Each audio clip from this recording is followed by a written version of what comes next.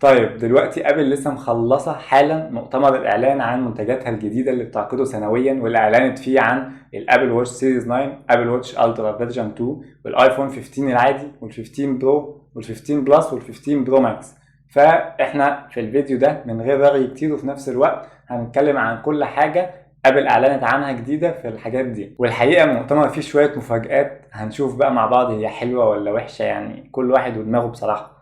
فمن غير رغي كتير خلونا يلا نبدأ ونشوف كل حاجة ابل قالتها في أقصر وقت ممكن. يلا بينا. مبدئيا ابل بدأت المؤتمر بالابل واتش سيريز 9. ابل واتش سيريز 9 دلوقتي بقى فيها بروسيسور جديد اسمه اس 9، والاس 9 ده احدث من الاس 8 اللي كان فيها اوريدي، وده هيخلي شويه مميزات كده، اهمها ان سيري بقى بيشتغل اون ديفايس، ما عادش محتاج تتصل بالانترنت عشان تشغل سيري، هتشغله من البروسيسور اللي جوه البروسيسور. بقى فيه نيورال انجن محرك بيشتغل بالذكاء الاصطناعي، فسيري هيفهمك من موبايلك نفسه حتى لو انت مش متصل بالنت. دي ليها ميزه ان انت مش محتاج نت، وميزه تانية ان الحاجات السريه لو انت عندك حاجه سريه يعني بتقولها لسيري ما عادتش هتتنقل اونلاين لسيرفرات تتخزن، معلوماتك ما عادتش بتتاخد، انت بتعمل ده في جهازك انت. بطاريه الساعه ما اختلفتش، لسه بتقعد 18 ساعه، والاضاءه بقت 2000 نتس، السطوع بقى 2000 نتس، ده ضعف الرقم اللي قبله في ابل واتش سيريز 8. وده طبعا اضاءه قويه جدا، وكمان هي كاستمايزابل، يعني لو انت مثلا في مكان ضلمه الاضاءه هتقل ممكن لواحد نت عشان عينك ما توجعكش من كتر السطوع، مش محتاج انت تقعد تظبطها. بقيت كمان لو قربت الساعه من حد، انتوا الاثنين تقدروا تبعتوا لبعض ارقام بعض من غير ما تنلوها لبعض، من غير ما تقربوا الايفون بتاعكم من بعض عشان تبعتوها. ده في الاي او اس الجديد، لا احنا يا دوب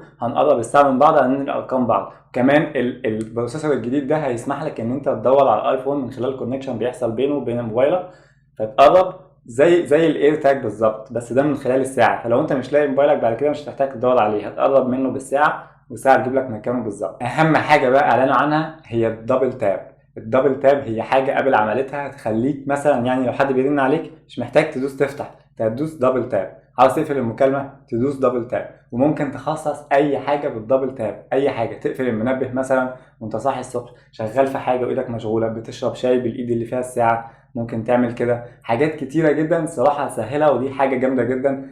انا اصلا مش متخيل ازاي هم عرفوا يعملوها. احنا ما بنلمسش الساعه، انا بدوس دبل تاب الساعه تشتغل، المكالمه تفتح، المكالمه تقفل. دي حاجه جامده قوي وروشه، اظن الساعه تتباع بسببها اصلا.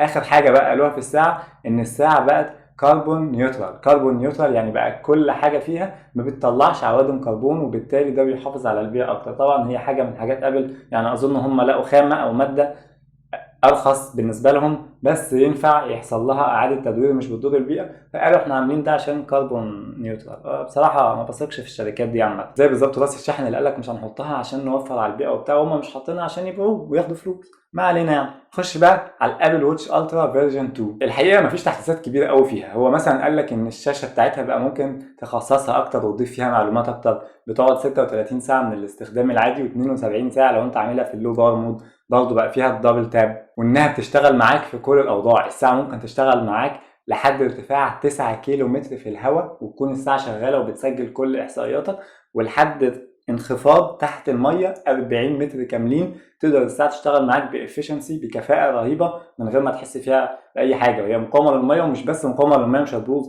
دي شغاله وبتسجل لك. فبصراحه الابل واتش الترا دي معموله فعلا للناس البرو، هي فعلا مخصصه لكده وصارفين عليها جامد لدرجه سعرها اصلا $800 وسعر الساعه العاديه $400، يعني الضعف. بس هي فعلا بتستحمل جامد وبتشتغل في ظروف صعبه جدا وقاسيه جدا. خلونا نخش بقى على عريس الليله، ايفون 15. ايفون 15 و15 بلس العاديين مش البرو بقى فيهم هم كمان دايناميك ايلاند. السنه اللي فاتت كانت الدايناميك ايلاند محصوره على ايفون 14 برو 14 برو ماكس، السنه دي بقوا موجودين في ال 15 العادي وال 15 بلس. وكمان الدايناميك ايلاند نفسها بقى ليها مميزات زياده تقدر تستفيد بيها، زي مثلا لو انت بتتفرج على ماتش ممكن تظهر في الدايناميك ايلاند الماتش ده كام، مش محتاج تخش على الماتش نفسه. مثلا لو انت فاتح المابس وقفلتها، الديناميك ايلاند هتجيب لك الاتجاه الجاي. مثلا انت دلوقتي هتخش شمال، هيظهر لك الديناميك ايلاند شمال عشان تخش على طول، وبالتالي ده هيسهل من استخدامك للموبايل. الشاشه لسه سوبر ريتنا اكس دي ار زي ما هي، والسطوع 1600 ل 2000 نتس، برضه مفيش اختلافات كبيره. الايفون 15 العادي مقاسه 6.1 انش، وال15 بلس 6.7 انش،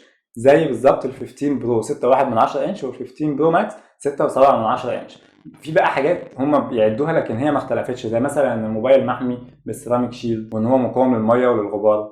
المهم بقى نقلوا للكاميرات. كاميرات ال 15 وال 15 بلس بقت 48 ميجا بكسل الكاميرا الاساسيه، ودي نفس كاميرا ال 14 برو والبرو ماكس وال 15 برو والبرو ماكس، يعني بقى نفس حجم السنسور في كل اللاين سواء ال 15 او ال 14 برو والبرو ماكس. الكاميرا بتصور بتفاصيل اكتر، بيقولوا ان الريزوليوشن بقى ضعف الكاميرا اللي قبل كده، ودي حاجه طبعا قويه جدا لو صح. كمان الكاميرا بقت بتصور 2 اكس عشان تعمل زوم، طبعا ده بيفيد في الصور، يعني 3 اكس اصلا في ال 14 برو وال14 برو ماكس 3 اكس بتفيد جدا، فاتوقع ال 2 اكس دي هتبقى كويسه وهتطلع فعلا صور حلوه.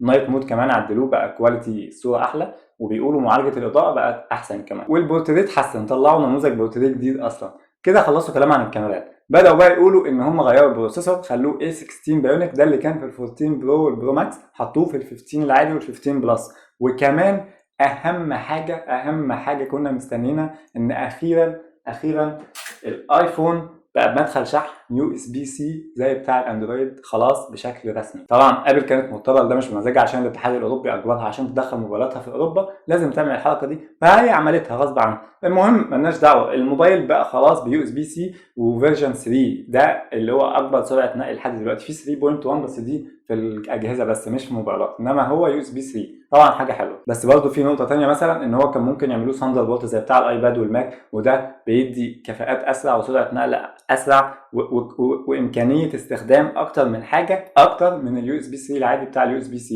بس اعتقد هم عاملينها كده عشان يجوا ينزلوه في ايفون 16 كميزه جديده. اخر حاجه قالوها بقى ان دلوقتي الموبايل بقى في المكالمات فيه نويز كانسليشن، مش محتاج تلبس الايربودز عشان تشغل نويز كانسليشن، دي بقت موجوده في الموبايل. لو بتتكلم حد وفيه دوشه ممكن تفتح تدوس تشغل نويز كانسليشن والمكالمه مش هيبقى فيها نويز، طبعا دي حاجه حلوه جدا. بعدين خلصوا كده كلام عن 15 و 15 بلس، ونقلنا بقى عن 15 برو وال 15 برو ماكس. اول حاجه بداوها ان خلاص الايفون 15 برو وال 15 برو ماكس بقى ظهرهم من التيتانيوم، ما عادش من الالومنيوم اللي كنا كلنا عندنا واللي هو بيتقل الموبايل. التيتانيوم ده بيستحمل اكتر وهيخلي الموبايل وزنه اخف وكمان صديق للبيئه اكتر، يعني هم بيقولوا ان الموبايل ده اخف موبايل برو نزل من ابل لحد دلوقتي. فطبعا دي حاجه جامده جدا وانا متشوق اشوفه بصراحه، اشوف الخامه والملمس بتاعه. كمان بيقولوا ان دي ارفع حواف في موبايل ايفون نزلت لحد النهارده، الحواف اللي هي دي بقت ارفع حواف.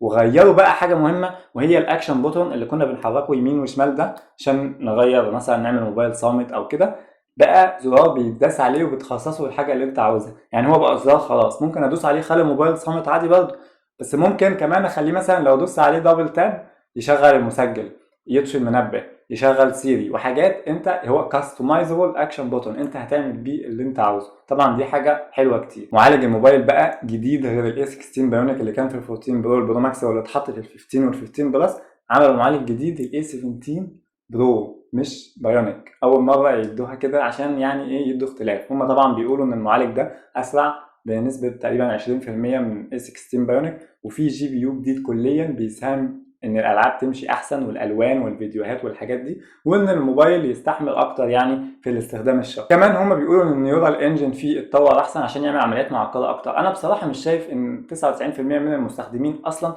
بيوصلوا الماكسيمم الاستخدام والضغط على الجهاز والبروسيسور بتاع مش عاوز اقول حتى الايفون 11 و12. فيعني ايه هما بيطوروا عشان يبيعوا، لكن هل انت هتوصل ان انت فعلا الموبايل بقى بيعلق معاك من كتر الاستخدام وتقل استخدامك؟ مستحيل، صعب قوي. يعني لو حد بيوصل لده يا ريت يقول لي. بعدين دخلوا على الكاميرات، وانا كنت متوقع بقى ان هم يعلوا الكاميرات اعلى من 48 عشان هي في ال 15 وال 15 بلس بقت 48 زي ال 14 برو والبرو ماكس. لا، قالوا ان ال 15 برو وال 15 برو ماكس لسه 48 ميجا بكسل، ولكن بقى كسوفت وير طوروا حاجات كتير. يعني مثلا بقى فيها ال 2 اكس برضه، فدلوقتي في ال 15 برو والبرو ماكس بقيت عندك زوم 1 اكس العادي و2 اكس و3 اكس، ده كله من الكاميرا المين كاميرا اللي هي 48 ميجا بكسل، فبالتالي هتاخد كواليتي حلوه جدا وبزوم احسن. كمان الفوكال لينس بقى فيه قابليه يتغير، وده مفيد جدا للفوتوغرافرز لانه هيبدا يديك شوتات على حسب احتياجاتك كانك ماسك كاميرا بروفيشنال بالظبط. تاني كاميرا التليفوتو بقت زوم 5 اكس بعد ما كان 3 اكس قبل كده، وطبعا ده هيدي زوم تليفوتو حلو قوي. يعني التليفوتو بيبقى اوبتيكال زوم من غير ما تفقد كواليتي، هي العدسه بتغير طولها عشان هي اللي تقرب، مش السوفت وير يقعد يمط في الصوره والكواليتي بتاعتها تبوظ. والعدسه بتاعتها 120 مللي، وتالت عدسه 12 ميجا بكسل برضه زي التليفوتو 12 ميجا بكسل للالترا وايد. بس هم زودوا حاجه في السوفت وير في الالترا وايد، ان هي بقت مخصصه تجيب الترا وايد وصور ماكرو، يعني لو بتصور ورد او الحاجات دي العدسه دي هتشتغل معاك وهتديك اداء حلو جدا. الفيديو طوروا حاجه واحده، وبصراحه اصلا الايفون مش محتاج يتطور في الفيديو، هو واصل لاعلى كواليتي فيديو من طلعت موبايل في التاريخ، يعني مفيش موبايل بينافسه في الفيديوهات. ممكن مثلا الاس 23 الترا نفسه في الصور، بس في الفيديوهات مفيش موبايل بينافسه. لكن هم زودوا حاجه مهمه جدا، وهي ان ال 4K بقى بيصور 60 فريم في الثانيه، بدل ما كان يعني 4K 60 فريم بعد ما كان 4K 30 فريم. طبعا 60 فريم ك 4K دي هتديك كواليتي تصوير فيديو رهيبه يعني. واخر حاجه بقى غالبا محدش مننا هيحتاجها، وهي ان الفيديو هيسمح لك تصور سبيشال فيديو عشان يتكامل مع الابل فيجن برو. لما تنزل الابل فيجن برو هتصور فيديو بموبايلك فهيشتغل على النضاره كانك جوه، يعني هيديك احساس محيطي اكتر وتبقى عايش في الموضوع اكتر. بس يعني اغلبنا مش هيحتاجها، عشان اغلبنا مش هيشتري النضاره لانها غاليه قوي. بس دي كانت كل حاجه تقريبا مختلفه في المؤتمر، كل حاجه جديده في المنتجات اللي احنا كلنا مستنيينها. لو عجبك الفيديو متنساش تعمل لايك عشان برضه تقدر تعبي، انا الفيديو من ساعه المؤتمر وانا شغال عليه، واشترك في القناه عشان تشوف كل الفيديوهات الجديده. وبس اشوفكم الفيديو الجاي، سلام.